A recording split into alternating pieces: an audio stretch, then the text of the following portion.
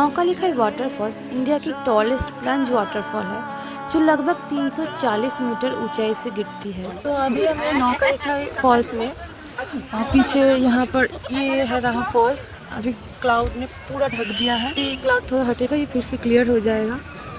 ये किधर गया, ये रहा फॉल्स।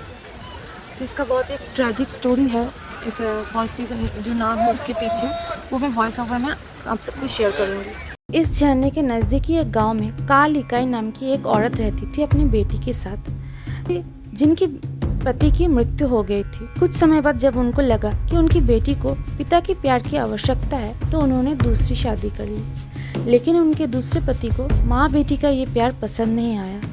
इसीलिए एक दिन कालिकाई काम से बाहर गई थी तो उनके पति ने उनकी बेटी की बेरहमी से हत्या कर दी और उसकी मांस को पका कर रखा खाने के लिए। कालिकाई जब लौटी तो उन्होंने अपनी बेटी की खोज की, लेकिन सारे दिन की थकान की वजह से और अपने पति के कहने पर पहले उन्होंने भोजन कर लिया। बाद में जब उन्होंने सुपारी के डिब्बा लिया तो उसके अंदर एक छोटी उंगली देखकर समझ गई कि वो उंगली किसकी है और उनकी बेटी के साथ क्या हुआ, और ये भी समझ गई उन्होंने कुछ देर पहले क्या खाया। ये देखकर उन्हें बहुत गहरा सदमा पहुंचा और वो दुख से घर से बाहर निकलकर दौड़ती रही, और वो दौड़ते दौड़ते एक पहाड़ की चोटी पर आ पहुंची जहाँ से एक खूबसूरत झरना बह रही है। वही उन्होंने छलांग लगाकर अपनी जान दे दी। तब से उस झरने का नाम नौकालिखाई हो गया, जिसका अर्थ है द जंप ऑफ कालिखाई। ये जो आपको धुंधला धुंधला से दिख रहा होगा, ये फॉग नहीं है, ये क्लाउड है। ये कैमरामैन कहाँ फोकस कर रहा है? हम कैमरामैन की कैमरा पे फोकस करते हैं।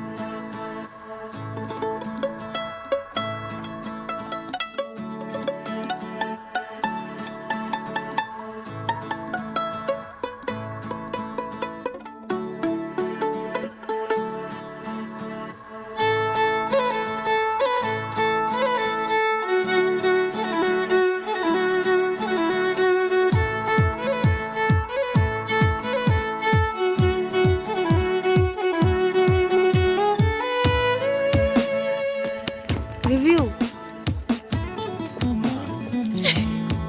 हिंदी व्लॉग में बंगाली में रिव्यू। पाइनएप्पल बहुत ज़्यादा टेस्टी था, पर इसमें वो रेड चिली पाउडर मसाला वगैरह मिक्स करके देता है तो थोड़ा स्पाइसी हो गया।